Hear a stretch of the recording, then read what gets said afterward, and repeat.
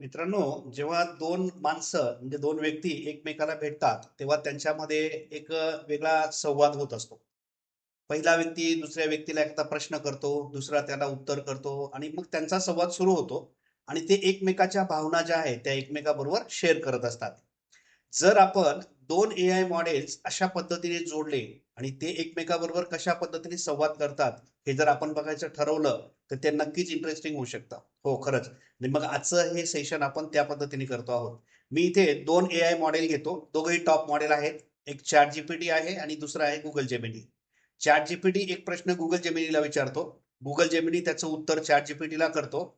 मग त्याच्या उत्तरावर हा काहीतरी पुन्हा चर्चा करतो आणि त्याच्यावर पुन्हा पुढचा प्रश्न तो जेमिनीला विचारतो. म्हणजे दोन मॉडेल, दोन एआय मॉडेल एकमेकाबरोबर कसे गप्पा करतात हे आपण या ठिकाणी बघूयात. अतिशय इंटरेस्टिंग असं हे आजचं सेशन आहे.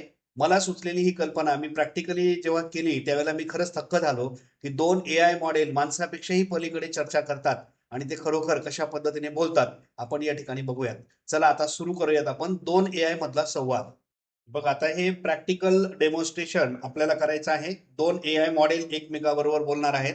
मी काय केलंय बघा, एका टॅब मध्ये चॅट जीपीटी सुरू केलंय आणि दुसऱ्या टॅबला मी गुगल जेमिनी ओपन केलंय आणि हे दोघं एकमेकाबरोबर आता कम्युनिकेशन करणार आहेत. म्हणजे एका मॉडेलच्या प्रश्नाचं उत्तर दुसरा मॉडेल कशा पद्धतीने देतो आणि त्याचा संवाद कशा पद्धतीने होतो हे आपण या ठिकाणी बघूयात.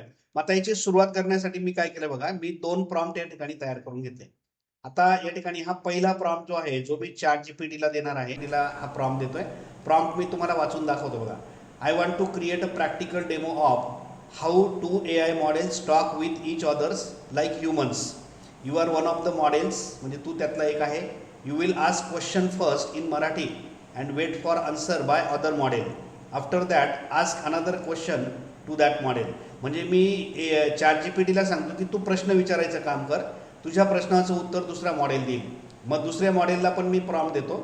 आता मी याला हा प्रॉम्प्ट देऊन ठेवतो बघा. आता हा रेडी होईल. आता हा काय म्हणतो बघा, इनिशियलाइज करून ठेवलं त्याला. तो म्हणतोय बघा, छान कल्पना. जर तुम्ही दोन एआय मॉडेल्समध्ये नैसर्गिक संभाषण दाखवणार असाल तर मी पहिल्या एआय मॉडेलची भूमिका करतो. मी फक्त प्रश्न विचारेल आणि दुसऱ्या एआय मॉडेलच्या उत्तराची वाट बघेन. ठीक आहे. आता मग मी एआय मॉडेल 1 आहे असं तो म्हणतो नमस्कार, तुझ्याशी बोलायला आनंद वाटेल. आता दुसऱ्या मॉडेलला तो हे संबोधतोय. माझा पहिला प्रश्न, आता त्याचा पहिला प्रश्न आहे, तुझ्या मते माणसांनी एआयचा वापर कोणत्या क्षेत्रात सर्वात जास्त करायला हवा आणि का? हा पहिला प्रश्न आहे. आता हा प्रश्न जेमिनीला द्यायच्या अगोदर त्यालाही कल्पना द्यावी लागेल ना की आपण काय करतो आहोत. मग मी जेमिनीला पण हा एक प्रॉम्प्ट दिलेला आहे बघा. आता आता हा प्रॉम्प्ट मी गुगल जेमिनीला देतो आणि त्याला त्या पद्धतीने मी सांगतो की तुझा रोल काय आहे या प्रोजेक्टमध्ये. मग आता इथे गुगल जेमिनीमध्ये मी आलो आणि जेमिनीला मी तो दुसरा प्रॉम्प्ट दिला. मी त्याला काय सांगतोय बघा, आता जेमिनीला मी प्रॉम्प्ट कसा दिला बघा.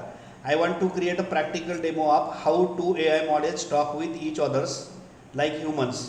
You are one of the models, तू त्यातला एक आहे. You will answer the question in Marathi for the question ask by other model. म्हणजे तुला दुसरा मॉडेल प्रश्न विचारेल, तू त्याचं उत्तर द्यायचं पहिले. म्हणजे सुरुवात करायची ना आपल्या संवादाची. म्हणजे पहिला प्रश्न तो विचारेल, हा त्याचं उत्तर दिलं आणि मग त्यांचा संवाद सुरू होईल. पुढे ते एकमेकाबरोबर आता कम्युनिकेशन करतील. मी आता याला इनिशियलाइज करून घेतो. मी जेमिनीला बघा, आता हा प्रॉम्प्ट दिल्यानंतर जेमिनी मला काय सांगतो बघा.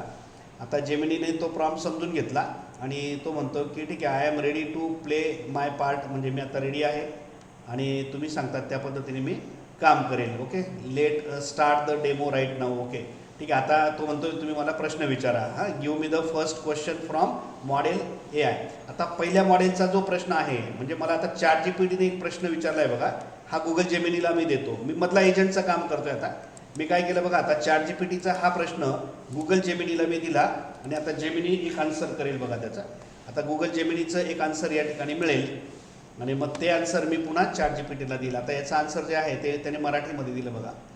तो काय म्हणतोय बघा इथे, माझ्या मते माणसांनी एआयचा वापर शिक्षण आणि आरोग्य सेवा या दोन क्षेत्रांमध्ये सर्वात जास्त करायला हवा असं तो त्याचं मत मांडतोय.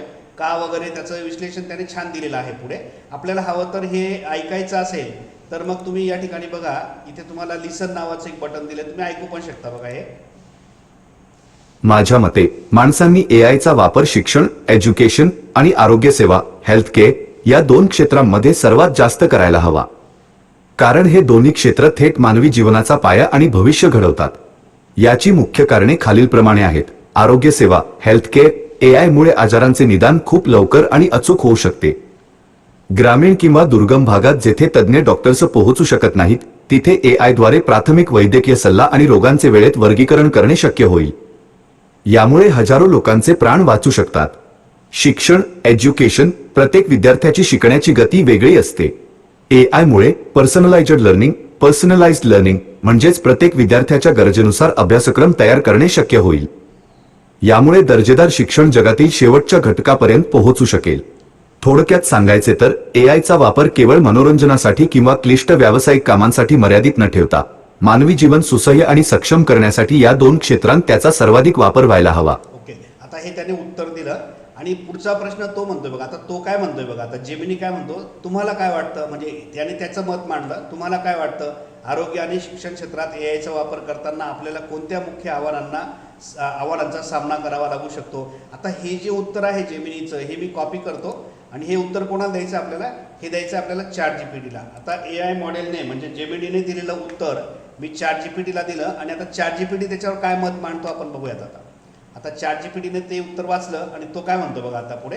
आता हे पण मी तुम्हाला प्ले करून या ठिकाणी ऐकवतो बघा. आता आपण त्यालाही प्ले करू. AI मॉडेल, खूप छान आणि संतुलित उत्तर. तू आरोग्यसेवा आणि शिक्षण या दोन्ही क्षेत्रांतील AIचे फायदे अगदी स्पष्टपणे मांडलेस. विशेषतः पर्सनलाइज्ड लर्निंग आणि लवकर निदान हे मुद्दे खूप महत्त्वाचे आहेत. तुझ्या प्रश्नाचे थोडक्यात उत्तर देतो. माझ्या मते AI वापरताना 3 मोठी आव्हाने आहेत. 1. डेटाची गोपनीयता. रुग्णांची आणि विद्यार्थ्यांची वैयक्तिक माहिती सुरक्षित ठेवणे अत्यंत आवश्यक आहे. 2. चुकीची माहिती किंवा निर्णय.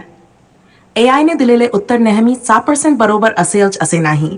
त्यामुळे मानवी तज्ज्ञांची पडताळणी आवश्यक आहे. 3. डिजिटल दरी. अजूनही अनेक गावांमध्ये इंटरनेट किंवा आधुनिक उपकरणांची कमतरता आहे. त्यामुळे AIचे फायदे सर्वांपर्यंत पोहोचवणे आव्हानात्मक ठरू शकते. माझा पुढील प्रश्न, जर भविष्यात AI इतका प्रगत झाला की तो बहुतेक कार्यालयीन आणि तांत्रिक नोकऱ्या करू लागला, तर मानवाने स्वतःमध्ये कोणती 3 कौशल्ये विकसित करायला हवीत जी AI सहजपणे बदलू शकणार नाही? मी तुझ्या उत्तराची वाट पाहत आहे. ओके, आता बघा ChatGPTने त्याच्या प्रश्नाला उत्तर दिलं, म्हणजे त्याचं म्हणणं ऐकून घेतलं आणि त्याला पुन्हा पुढच्या काही गोष्टी सांगितल्या आणि पुढचा प्रश्न याने विचारला. आता मी हा प्रश्न पुन्हा कॉपी केला आणि हा प्रश्न मी पुन्हा जेमिनीला दिला. आता जेमिनीचं उत्तर पुन्हा आपल्याला या पद्धतीने ऐकता येईल. आता जेमिनी त्याच्यावर काय म्हणतो बघा. हा जो संवाद आहे, तुम्ही निवांत बसा आणि या ठिकाणी बघा. आता त्याच्या 2 वेगवेगळे उत्तरं त्याने या ठिकाणी बघितले. तुम्हाला कोणतं उत्तर चांगलं वाटतं असं तो विचारतोय. AI मॉडेल 2 आणि AI मॉडेल 2 म्हणजे हे दोघं ठिकाणी 2 वेगवेगळे उत्तरं त्याने दिले. आपण कुठल्या तरी एका उत्तराशी सहमत राहूयात, हे उत्तर आपण घेऊयात. मग आता तो काय म्हटला ते या ठिकाणी पुन्हा आपल्याला लाऊडली वाचता येऊ शकतं. म्हणजे आता मी हे वाचत नाही, व्हिडिओ खूप मोठी होईल. मला तुम्हाला प्रॅक्टिकल डेमो द्यायचा होता की 2 AI मॉडेल जेव्हा एकमेकाबरोबर संवाद करतात, तुम्ही नीट बघा, त्या प्रत्येक उत्तरामध्ये इतकी कल्पकता आहे, इतका सुंदर विचार केलेला आहे की ज्या लेवलपर्यंत आपण पोहोचू शकत नाही. म्हणजे हा संवाद जर तुम्ही थोडा वेळ चालू ठेवला आणि जर तुम्ही ऑब्झर्व केलं, दोघांच्या उत्तरांमध्ये जर तुम्ही नीट बघितलं, तर 100% तुम्हाला लक्षात येईल की हे खूपच डीपली विचार करतात.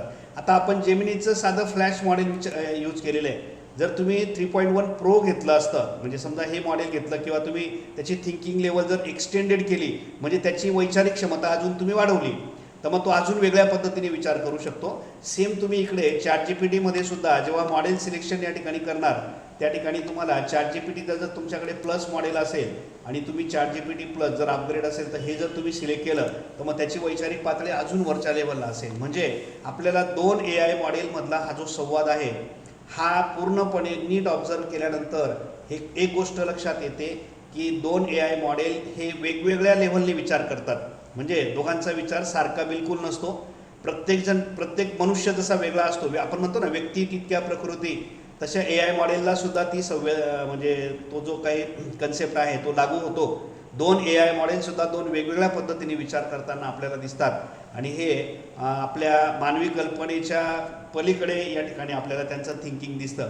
तुम्ही प्रयत्न करा, म्हणजे वेळ काढा, निवांत अशा पद्धतीने तुम्ही ट्राय करा आणि ऑब्झर्व करा. आता हे सगळं मी वाचणं वगैरे पुन्हा दाखवणं व्हिडिओ मोठी होईल. मला प्रॅक्टिकली हे कसं करू शकतो आपण ते बघायचं होतं आणि मला नक्की ते आवडलं. तुम्हाला आवडलं का कमेंट करून सांगा. आजची व्हिडिओ कशी झाली तेही सांगा. आपण आपल्या चॅनलवर नवनवीन कल्पना घेऊन येत असतो AIशी रिलेटेड. तुम्ही चॅनलवर नवीन असाल तर चॅनलला सबस्क्राईब करून घ्या, म्हणजे अशा वेगवेगळ्या प्रकारच्या व्हिडिओज तुम्हाला आपल्या या चॅनलवर बघायला मिळतील. चला आपण थांबूयात आणि पुन्हा भेटू आपल्या पुढच्या व्हिडिओमध्ये. तोपर्यंत गुड बाय.